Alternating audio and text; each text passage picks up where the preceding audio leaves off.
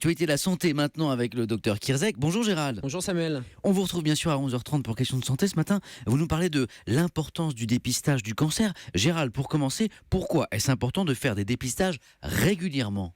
Alors c'est important parce que plus on va détecter un cancer éventuel tôt, plus on va avoir ce diagnostic tôt, le pronostic va être meilleur et surtout les traitements vont être moins lourds. Alors il y a deux moyens d'agir pour permettre ce diagnostic précoce. Il y a le dépistage, vous l'avez dit, et c'est quoi le dépistage ? Ce sont des examens alors qu'il n'y a pas de symptômes. Et puis il y a aussi la détection précoce, c'est-à-dire repérer des premiers signes très tôt. Et l'enjeu, c'est de dépister avant qu'il y ait des métastases, bien sûr. Ça veut dire repérer un cancer in situ, localisé, qui va pouvoir être traité rapidement avant qu'il essaime dans l'organisme. Et quel type de cancer se dépiste aujourd'hui le plus facilement ?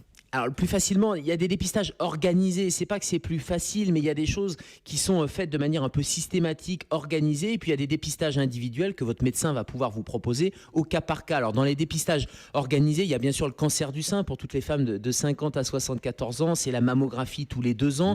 Il y a le cancer colorectal, c'est la recherche de sang dans les selles, et là c'est pour les hommes et pour les femmes.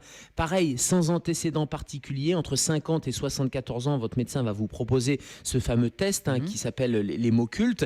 Et puis il y a le cancer du col utérus avec le frottis cervico-vaginal pour toutes les femmes de 25 à 65 ans. Donc c'est les 3 types de cancers qui vont pouvoir être dépistés de manière organisée, de manière systématique. Et enfin Gérald, quelles sont les nouveautés en matière de dépistage ? Alors il y en a plein, mais je vais vous en donner 2. Oui. Un, c'est mieux organiser le dépistage, c'est-à-dire aussi ne pas surdépister. Juste un exemple, le cancer de la prostate par exemple, c'est un cancer qui est très lent en termes d'évolution. Et si on le surdiagnostique, si on le surdépiste, finalement on risque de vous embêter, de faire des traitements très invasifs pour un cancer qui n'aurait pas fait parler de lui pendant des années. Donc il ne faut pas non plus trop diagnostiquer, trop vite et avec des moyens trop importants. Et puis il y a une nouveauté technologique en termes de dépistage ou de détection, c'est une espèce de passoire à cellules cancéreuses circulantes. Vous savez, quand la tumeur va essaimer dans l'organisme, elle va essaimer aussi des cellules, et bien là ça permet d'aller repérer une cellule par millilitre de sang parmi des millions d'autres cellules, et là de faire le diagnostic